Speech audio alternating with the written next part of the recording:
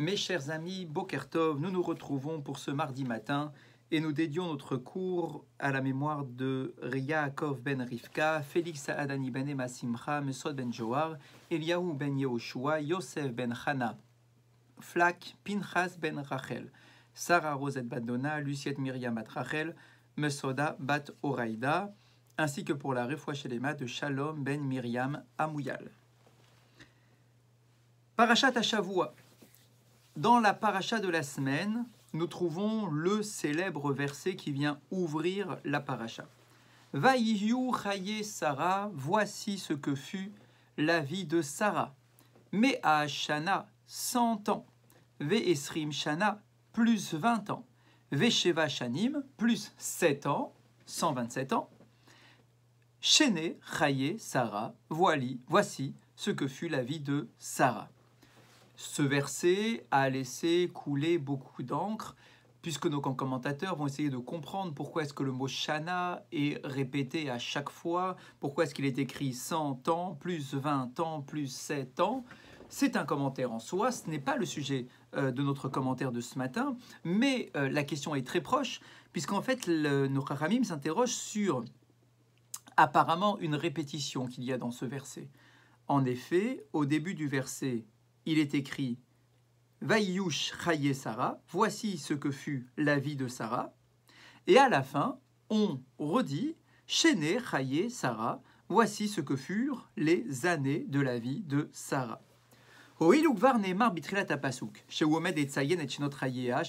À partir du moment où tu m'as déjà dit en introduction du verset que tu vas me présenter le nombre de jours, le nombre d'années vécues par Sarah.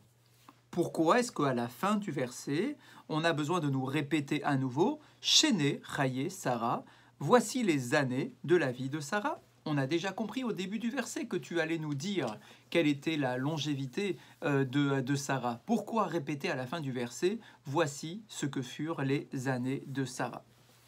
L'élamedenu, cela vient nous apprendre « Shechavivim chayehem shel tzadikim lifnei Hashem, ba'olam hazeh ou ba'olam haba ».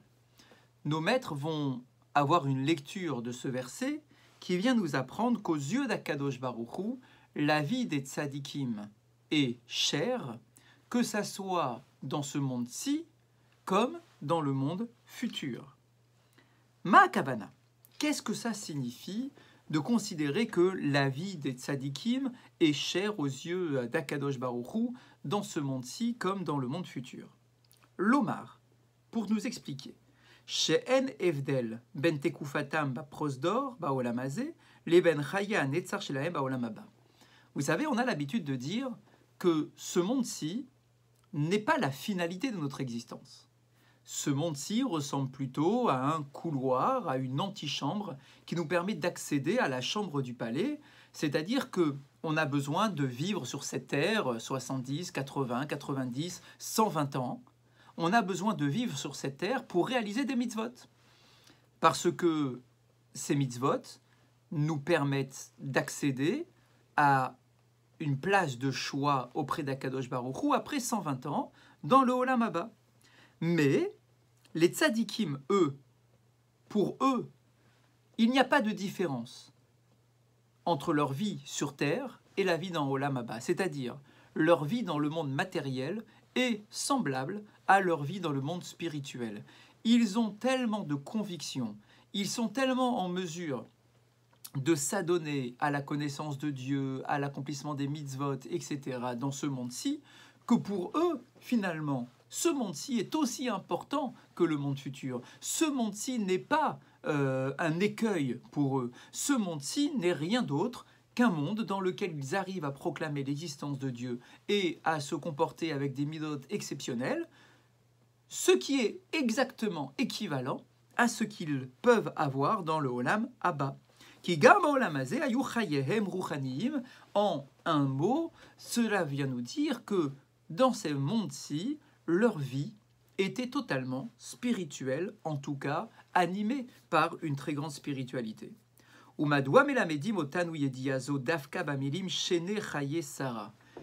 Cet enseignement est très beau, bien évidemment, il est célèbre aussi, de nous dire que les tzadikim ont une vie exceptionnelle et qu'ils se consacrent à Kadosh Baruch Hu, ou même dans ce monde-ci, et que ce monde-ci pour eux, c'est comme le monde futur. La question qui est posée ici, pour être précis, est de savoir pourquoi est-ce que c'est dans ce verset-là, en particulier, là où il est écrit « Voici ce que furent les années de la vie de Sarah », pourquoi c'est dans ce verset-là que l'on porte cette idée de nous dire que Dieu apprécie tellement les tzadikim parce que dans ce monde-ci, ils sont en mesure de se comporter avec beaucoup de spiritualité. Il existe un sefer qui s'appelle le Ktav Ve'Akabbalah, qui explique « Sheba mila shene yechte mashmaoudiot ». Le mot « shene », qui est utilisé dans le verset, à plusieurs reprises d'ailleurs, peut être compris de deux façons différentes. Premièrement, Shenot Chaim. Shene n'est rien d'autre que la forme composée du mot Shanim, la vie, les vies si vous le souhaitez. Bon, pour nous dire que voilà ce que furent les années de la vie de Sarah, donc Shanim, donc les années, pardon. Vechen milashon shniyut, shnaim. Mais c'est également le même mot, le même terme, que celui de shnaim. Shnaim, c'est deux, la dualité. Medvarim amorim, qu'est-ce que cela veut nous faire comprendre? Shne suge beruim yesh baolam. Qu'en réalité, nous avons tous deux vies que nous portons en nous en permanence. Yesh baolam, ba'ale chaim. Certains, sur terre, souvent sont les animaux, qui n'ont pas de sechel, qui n'ont pas d'intellect, en tout cas pas au niveau de l'être humain, chez kol olamam gashmi bilvad. Le monde n'est pour eux que de la matérialité. Elohim beroué mata, ce sont des créatures terrestres, dans le sens premier du terme. Ils mangent, ils se reproduisent, ils dorment, ils meurent. Ils n'ont aucune aspiration à être autre chose que ce qu'ils sont en tant qu'être, en tant qu'animal. D'ailleurs, le mot behema en hébreu se décompose en deux, nous disent nos maîtres, ba, ma. Il y a, lorsque tu la vois, tout ce qu'elle est. C'est-à-dire, il n'y a pas d'aspiration particulière à devenir autre chose ou à s'élever spirituellement. C'est un animal. Lorsque tu vois une vache, c'est une vache. Point. Ba, ma. Son essence est en elle. Il n'y a rien de plus que ce que tu vois de tes propres yeux. C'est ce que nous appelons les Beroué Mata, les créatures terrestres. D'un autre côté, de l'autre côté de l'échelle, à Berouim Maélionim, nous trouvons les créatures célestes. Malachim, par exemple les anges, ou Srafim, ou les séraphins. Shechayem, Ruchanim, Bilvad, qui eux ont une vie qui est exclusivement spirituelle. Ils ne peuvent rien faire d'autre que de la spiritualité. Entre ces deux extrêmes, l'animal d'un côté et l'ange de l'autre, Shone Mishneem Shel Adam. La vie de l'homme, de l'être humain, est très singulière. Parce que l'homme, Mourkav, Mechaim Gashmim ou Mechaim Ruchanim, parce que nous sommes une alliance parfaite entre d'un côté notre matérialité et de l'autre côté la spiritualité. Berega Hivaledo, au moment de notre naissance, Chove Adam et Chaim Agashmim Bilvad. Au moment de notre naissance, nous sommes que des êtres matériels. On a faim, on pleure. On a soif, on pleure.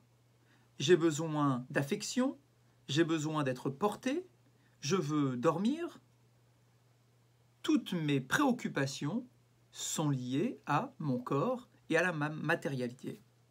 Kerkol chez Ugadel, et ce n'est que en grandissant, mitorer bekirbo achelek aruchani, que va se développer, que je vais prendre conscience de ma part spirituelle et de mes aspirations spirituelles. Qu'est-ce qui change entre un bébé et un adulte? C'est son sechel, son intellect. Son intellect se développe, sa finesse intellectuelle grandit, adea mitpachat mitpatachat, son savoir se développe. Ve'azai hu mesugal lehavin sheyesh lo tafkid ruchani, et c'est à ce moment-là qu'il peut comprendre qu'il a aussi une mission spirituelle à jouer sur terre. Ve'hu ha'ikar, ce n'est pas simplement qu'il a aussi une mission spirituelle, mais qu'en réalité cette mission spirituelle, c'est l'essentiel de sa vie. Et que la vie matérielle n'est rien d'autre qu'un moyen, un tremplin qui nous permet d'accéder à quelque chose de plus grand. Donc il y a une évolution dans la vie de l'être humain, où au début c'est un enfant, c'est un bébé qui n'est attaché, qui n'est aspiré que par sa matérialité, mais en grandissant, on prend conscience que notre vie, si Dieu nous l'a confiée, c'est qu'elle doit porter quelque chose de plus grand et de plus puissant, et que la vie matérielle n'est rien d'autre qu'un moyen pour accéder à une vie spirituelle épanouie, qui donne du sens donc à mon existence. Les Firach Amrou Chazal. C'est pour cela que nos maîtres nous disent, de manière un peu moqueuse, Rechaim bechayehem keruim betim, que les mécréants, alors qu'ils sont encore vivants, sont considérés comme étant morts aux yeux de Dieu. Le commentateur pose la question, Métim, les mécréants sont considérés comme des morts, mais pourtant, il n'y a pas plus vivant qu'un mécréant. Il est dans toute la force de son corps. Hemboatim ou mitrotsetsim. Ils exigent, ils courent, ils cherchent, ils se nourrissent, ils dansent, ils chantent. Ils sont particulièrement vivants. Pourquoi est-ce que nos chachamim nous disent « Ah non, les méchants, les mécréants sont considérés comme étant morts ». Ils ne sont pas morts, ils sont bel et bien vivants. Des fois, honnêtement, quand je vois un sadique, je me dis que c'est peut-être lui qui est mort. Il est fade, il est mou, il est dans son coin, il ne participe pas à la réjouissance collective. Mais nos maîtres nous disent « Non, il faut avoir une vision plus profonde sur les choses ». À partir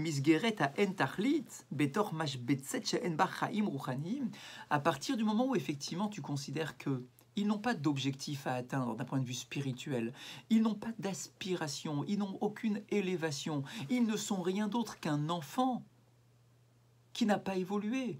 Je veux manger, je veux boire, je veux profiter, je veux qu'on m'enlace, je veux qu'on m'embrasse et je veux dormir. Donc finalement, ils sont comme morts d'un point de vue spirituel parce qu'ils n'ont pas d'aspiration plus grande que ce qu'ils ne sont. Et comment est-ce que l'on pourrait considérer un être humain qui est doté d'une neshama, d'un potentiel exceptionnel? Comment est-ce qu'on peut le considérer s'il gâche, s'il gaspille toutes ces années sans leur donner de sens? Quelle est la différence entre ce même individu qui est vivant ou mort? Finalement, ce n'est qu'un corps qui au début est dans l'activité, mais qui à un moment n'est plus dans l'activité parce qu'il est mort. Mais quelle est la différence? Alors que le tzaddik, lui, qui a un degré d'abnégation, qui donne du sens à sa vie, qui a une spiritualité, qui porte le nom de Dieu et les mitzvot sur cette terre, qui amène le monde à un tikkun, à une réparation, celui-là, il est chai, celui-là, il est vivant, il est plein de vie. Veilou Sarah, à propos de Sarah, pour revenir à ce qu'on disait sur le début de la paracha, Shene chaye Sarah, hi chavta et achelek aruchani kol yeme chayea. La vie de Sarah est double, parce que déjà sur terre, elle porte en elle une vie spirituelle. Shileva et aruchaniyut betor agashmiyut, parce qu'elle a toujours amené et influencé la matérialité par sa spiritualité. Ulfichar baleshon shniyut, shniyim. Et c'est pour ça qu'on a dans ce mot-là, non simplement le fait de dire que Sarah a vécu un certain nombre d'années, dans le mot shanim, mais plutôt dans le mot shenaïm, que sa vie était double parce qu'elle était complexe, parce qu'elle était pleine et parce qu'elle était aussi accompagnée de spiritualité. D'ailleurs, il termine ici en nous parlant de la Chevra Kadisha. La Chevra Kadisha, c'est les compagnons, Chevra, c'est les compagnons de la Kedusha. Quelle est la mission de la Chevra Kadisha? Nous le savons tous, malheureusement, nous faisons appel à eux lorsque nous sommes endeuillés. C'est ceux qui s'occupent de nos morts. Et la question est de savoir pourquoi est-ce que leur métier s'appelle la Chevra Kadisha? Ça devrait être la Chevra Niftarim, la Chevra Kevura. On devrait les appeler les compagnons de l'enterrement, les compagnons des morts. Pourquoi est-ce qu'on les appelle les compagnons de la Kedusha?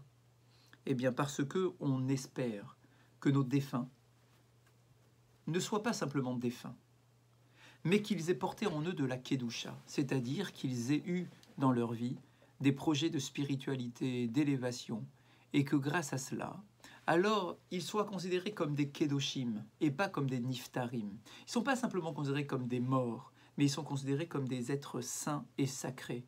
Donc, leur métier s'appelle la Chevra Kadisha. Ce sont des gens qui s'occupent de personnes qui sont Kedoshim. Et donc, c'est pour ça qu'on les appelle les compagnons de la Kedusha, parce qu'ils rendent hommage et ils accompagnent dans les meilleures conditions ceux qui sont Kadosh. Et voilà ce que nous apprend Sarah. Nous aussi, d'avoir une vie complexe, une vie pleine, une vie riche, une vie double dans le sens positif du terme, bien évidemment. De comprendre que nous devons fixer des objectifs de spiritualité pour grandir. De la même façon que notre séchel se développe, notre intellect se développe, alors nous devons aussi développer la part spirituelle de notre vie pour que notre vie, effectivement, qu'aux yeux d'Akadosh Baruch Hu, notre vie sur terre soit aussi belle et aussi agréable que notre vie dans le monde futur, et pour qu'il puisse nous laisser le plus de temps possible sur cette terre, puisque, à ses yeux, c'est exactement comme si nous étions à ses côtés, en train de vivre une spiritualité complète. Pour la halakha de ce matin, toujours sur les halakhot sur le Birkat Hamazon, on nous dit En le asir et amapa ve et apat me ala shulchan. Lorsque l'on fait le Birkat Hamazon, avant de faire le Birkat Hamazon, il ne faut pas ni retirer la nappe de la table, ni le pain qui reste sur la table. On ne les retirera qu'à la fin du Birkat Hamazon. On amrou chachamenu zal bigmara. À tel point que dans la Gemara, de manière très sévère, on nous dit que celui qui volontairement retire le pain et retire la nappe avant de faire son Birkat Hamazon ne verra pas de bénédiction particulière dans sa vie. Alors bien évidemment, on peut se demander, mais pourquoi? Pourquoi laisser le pain sur la table? Première raison, c'est d'un point de vue purement technique. Une bracha a toujours besoin d'un réceptacle. Par exemple, lorsque je fais la bracha sur un fruit, je dois d'abord prendre le fruit dans ma main et ensuite réciter la bénédiction pour que la bénédiction puisse se répandre sur un objet en particulier. Il en est de même pour notre talit, pour nos téphilines, il en est de même pour le shofar. À chaque fois que l'on fait la bracha, il faut absolument qu'il y ait un lieu, un réceptacle, un lieu d'épanouissement de la bénédiction. Et donc là, ici, le Birkat Hamazon a besoin aussi d'avoir un milieu dans lequel il se répand. La bracha du Birkat Hamazon doit avoir un réceptacle. Et ce réceptacle, c'est notre table et le pain que nous avons consommé. Donc du coup, on doit laisser la table avec au moins la nappe et le pain pour bien comprendre que, voilà, c'est le réceptacle de la bénédiction. La deuxième raison pour laquelle on doit laisser la nappe et le pain, le but du Birkat Hamazon, le but ultime du Birkat Hamazon, c'est de remercier Akadosh Baruch Hu pour sa générosité, pour sa bonté à notre égard, qui nous a comblés de tous ses bienfaits, de toute sa nourriture.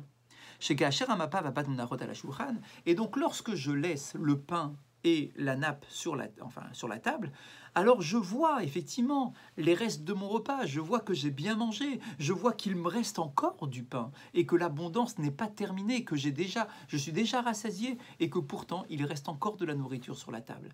Et donc, pour ces deux raisons-là, on a l'habitude de laisser sur la table, la nappe et le pain pour remercier avec encore plus de puissance et prendre conscience de la générosité d'Akadosh Baruch Hu lorsque l'on récite son Birkat Hamazon. Je vous souhaite de passer une très bonne journée et je vous dis à ce soir.